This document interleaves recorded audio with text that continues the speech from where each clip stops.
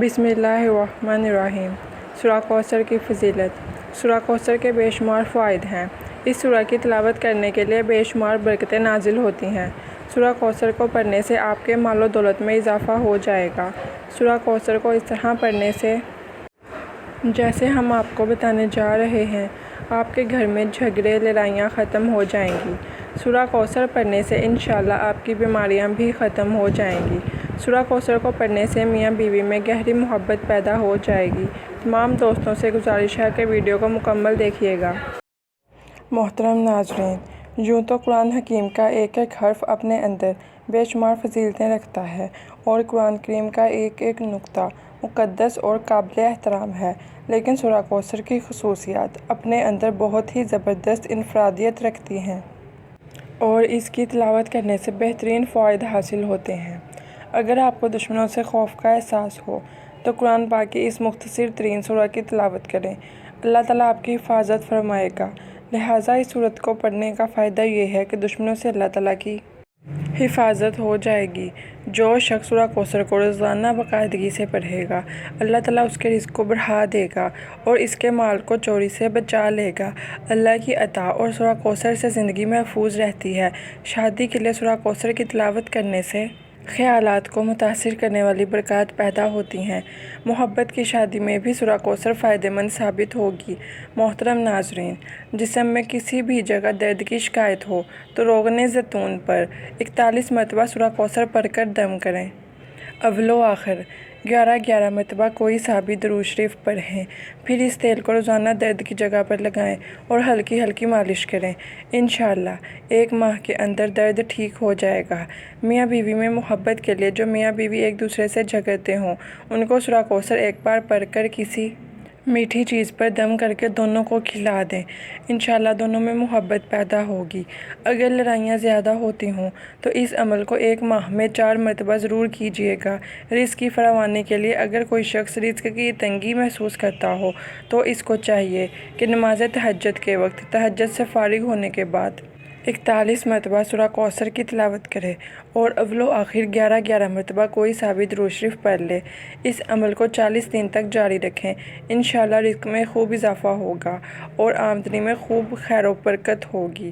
اولاد نرینہ کے حصول کے لیے عورت جب حیض سے پاک ہو جاتی ہے تو اس کے 3 دن کے بعد دونوں میاں بیوی روزہ رکھیں اور افطار سے پہلے 7 مرتبہ سورہ کوثر پڑھ کر دودھ پر دم کر دیں۔ پھر اس دودھ سے دونوں میاں بیوی افطار کریں اور رات کو دونوں میاں بیوی ہم بستری کریں۔ انشاءاللہ حمل قرار پائے گا اور لڑکا پیدا ہوگا۔ قرض کی ادائیگی کے لیے اگر کوئی شخص مقروض ہو اور اس قرض کی ادائیگی کی کوئی سبیل نہ ہو تو اس کو چاہیے کہ سورہ کوثر کی تلاوت روزانہ 40 مرتبہ کرے۔ اول و آخر 40 مرتبہ درود شریف پڑھے، کوئی سا بھی پڑھ سکتے ہیں۔ اس عمل کو لگاتار 40 دن تک کریں، انشاءاللہ قرض سے نجات مل جائے گی اور غیب سے قرض کی ادائیگی کے اسباب پیدا ہو جائیں گے۔ امتحان میں کامیابی حاصل کرنے کے لیے اگر کوئی طالب علم یہ چاہتا ہے کہ وہ امتحان میں اعلیٰ نمبروں سے پاس ہو تو اس کو چاہیے کہ 3 مرتبہ سورہ کوثر کی تلاوت کرے، اول آخر 3 مرتبہ درود شریف پڑھے، کوئی سا بھی پڑھ سکتے ہیں۔ امتحان میں کامیابی کی دعا کرے، انشاءاللہ امتحان میں اعلیٰ نمبروں سے پاس ہو جائیں گے۔